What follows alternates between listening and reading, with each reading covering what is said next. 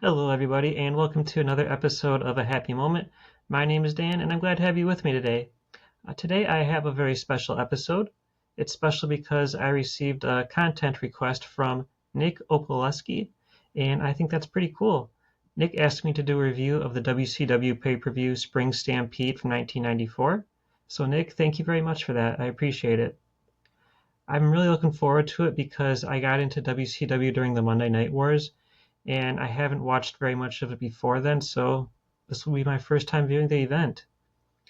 We get a rundown of the matches, and I've got to say, on paper, this looks like a pretty exciting card.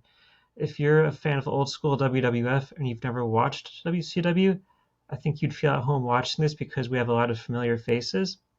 Bobby the Brain Heenan is on commentary along with Tony Schiavone. Mean Gene Okerlund and Jesse the Body Ventura are here as well.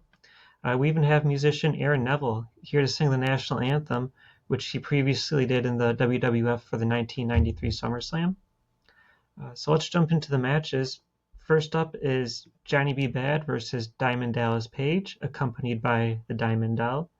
DDP is able to use his size and strength advantage to slow the pace down and keep the Wild Man under control, but not for long. At this point in his career, DDP is very green, having only been wrestling for a few years. He still puts up a good fight, but is inexperienced, and it's only a matter of time before Bad puts him away with a very nice sunset flip off the top rope. Next up is Lord Steven Regal, accompanied by Lord William, defending his television title against Flying Brian Pillman. I was looking forward to this one, and it didn't disappoint. Pillman came in fired up, but Regal puts his scientific wrestling to good use and really wears Pillman down and keeps him grounded. He used a variety of submission moves and grinds away at the challenger. That's trouble for Pillman because this match has a 15-minute time limit, and the clock is ticking away. He finally finds his second win with about a minute to go and blasts Regal with an excellent dropkick in midair as Regal came flying down off the top turnbuckle with a possible double axe handle attempt. Pillman lays into Regal now, and they end up tumbling outside. Pillman struggles to get Regal up and manages to suplex him back into the ring, but time expires and Regal is saved by the bell. This one is a draw, so Regal retains. The event is taking place in Chicago at the Rosemont Horizon, so it's fitting that our next match is a Chicago street fight for the tag team titles. The Nasty Boys, Brian Knobbs and Jerry Saggs, are defending against Cactus Jack and Max Payne.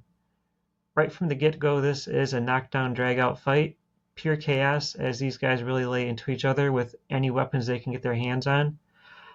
This is Falls Count Anywhere, and the majority of the time is spent outside of the ring. They battle down the entrance ramp, blasting each other with anything they can get their hands on, crashing into a souvenir set.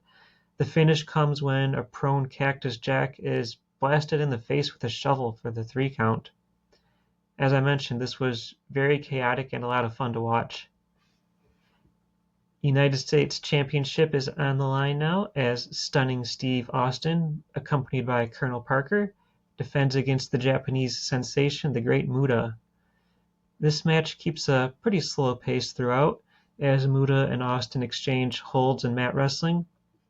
Austin and Parker cheat several times to keep the momentum in their favor. Muta starts getting fired up and goes on an offensive flurry, including a very impressive top rope Hurricane Rana. Unfortunately, he gets a little too carried away and back body drops Austin right out of the ring, resulting in an instant disqualification with Austin retaining his title. You really don't see this anymore, but in the old days it was common for some promotions to have instant disqualifications if you threw your opponent over the top rope. And unfortunately for Muta, that really gets him here. Another title match as Rick Rude defends his International Heavyweight Championship against Sting. Harley Race gets in the ring before the match and gives both men a warning, saying whoever wins is going to be challenged by Vader. Sting is happy to escort Harley out of the ring the hard way, and then he begins to unload on Rude. More high-octane offense from Sting before they slow it down with some back-and-forth action. Rude is whipped into the corner where he collides with the ref, and that's followed up by a Stinger splash, squishing both of them. Sting then applies the Scorpion Deathlock, but the ref is still woozy. Perfect time for Harley and Vader to get involved. They attack Sting, which allows Rude to gain the upper hand. As he goes for the Rude Awakening neckbreaker, Harley enters the ring with a chair and tries to hit Sting, but he ducks and Rude gets blasted instead. This allows Sting to pick up the win and become the new champion. This was an exciting match between two hard workers. However, I can't help but feel a little bummed out watching it. Just a couple weeks later, Rude would suffer a back injury in a match, cause an end to his career. But these two guys put on a very good match here. Next up, we have a bunkhouse brawl as Dustin Rhodes collides with Bunkhouse Buck, accompanied by Colonel Parker. This is a hard-hitting, violent brawl. Buck attacks Rhodes early on with what looks like a kendo stick and busts his forehead open. From there, he would go on to dominate the match for a long time, beating Rhodes into a bloody mess. Rhodes would eventually turn things around and make use of some weaponry himself. He whips Buck with his belt and smashes him in the head with his steel toe boot. Buck is bloody now too. Colonel Parker gets involved and slips some brass knuckles to Buck, who blasts Rhodes in the face to pick up the win. Next up, we have a grudge match as Vader, accompanied by Harley Race, takes on the Boss. This match surprised me. I was kind of expecting a squash, but it was actually very competitive. The Boss really took it to Vader, even slamming him a couple times, including once on the guardrail. These two really laid into each other and hit each other with everything they had. Vader picks up the win, though, after hitting a very impressive moonsault. I'd say this definitely lived up to the hype for what I would expect from a grudge match, so very well done. Last up, main event time. Ricky the Dragon Steamboat challenges Ric Flair for the world title. We're informed that 5 years ago in this same building, Steamboat defeated Flair for the title. Will history repeat itself? This one is old school, and we get a lot of mat wrestling, with Steamboat sprinkling in some high-risk maneuvers. It's a very even matchup, and neither man can stay in control for long. At one point, Steamboat uses Flair's signature move against him, trapping him in the figure-4 leg lock. Every time Flair inches close to the ropes, Steamboat scoots him back to the center of the ring. Just when it looks like Flair can't take anymore, he reaches into his bag of dirty tricks and pokes his Steamboat in the eye to break the hold. They continue going back and forth. Steamboat gets a good pin on Flair for what would have been a 3 count, but referee Nick Patrick took a tumble to the outside of the ring, giving Flair time to kick out. Now it's Flair's turn to apply the figure-4. Steamboat refuses to give in and is able to break the hold. This match has gone on in excess of 30 minutes and both men are tired. Steamboat is able to catch Flair in a double chicken wing. He lifts Flair over and takes him down to the mat with a hold still locked on, and the referee counts the 1, 2, 3, and we have a new champion. At least that's what Steamboat thinks. But when he got Flair down in the pinning predicament, you can clearly see Steamboat's shoulders are also pinned down as well.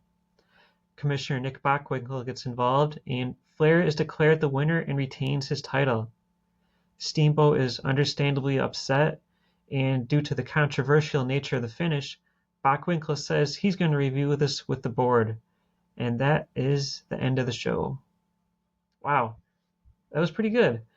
As I mentioned earlier, there are a lot of familiar faces here if you're a fan of the WWE. The vast majority of those who competed in this event were either in the WWE or would go to the WWE in the future. So the question now is, what would I rate this event?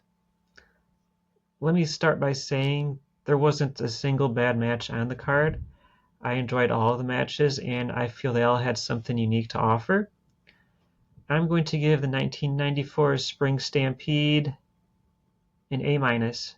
If you're a wrestling fan, I would highly recommend this event. It was very entertaining, and I'm glad I watched it.